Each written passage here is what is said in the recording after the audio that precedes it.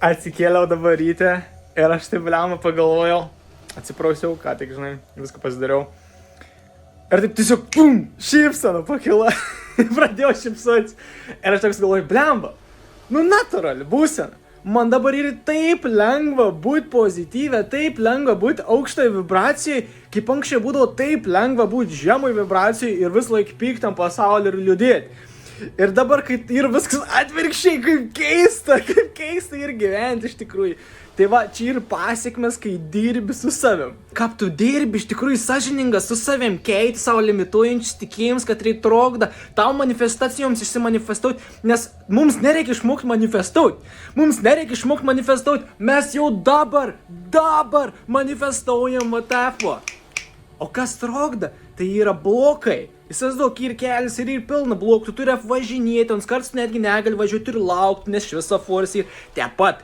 Dabar tau manifestacija keliaujant pas tai, bet ten ir bloka, o tai bloka ir tau limituojant tikėjimą, kad tai trokda tai manifestacijai tiesiog ateit pas tai, nes tau net nereiks stengtis manifestuoti ir tau nereik mokytis manifestuoti, nes tu jau dabar manifestuoji, tu dabar pistva, nori uždirbti pinigų, tu eini į darbą, nes tau tikėjims ir kad tau reikia eiti į darbą, kad uždirbtum pinigų ir tu net negalvoji per daug, nes tu ir taip paprastai, taip natūralu tiesiog paimti eiti į darbą ir tu mėnesį gali tu išmanifestuoji tus pinigus fiziškai.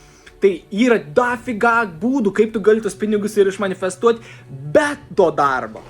Ir tie pinigai nebūtinai turi būti pinigai, aš jau įsiplėčiau čia, bet tai gali būti netgi kažkas, kur tu gali netgi apsikeisti su kažko, tarkim, tu gali gauti dovanų netgi, tu gali gauti kažkokį tai siurprizas gali atsitikti tavo gyvenim, gal kažkoks žmogus gali ateiti. Ir bet kas turi vertę tau, gali tiesiog ateiti kaip manifestacijai gausos, kad yra tau turi ir ateiti, bet tu esi išsiplakaisina.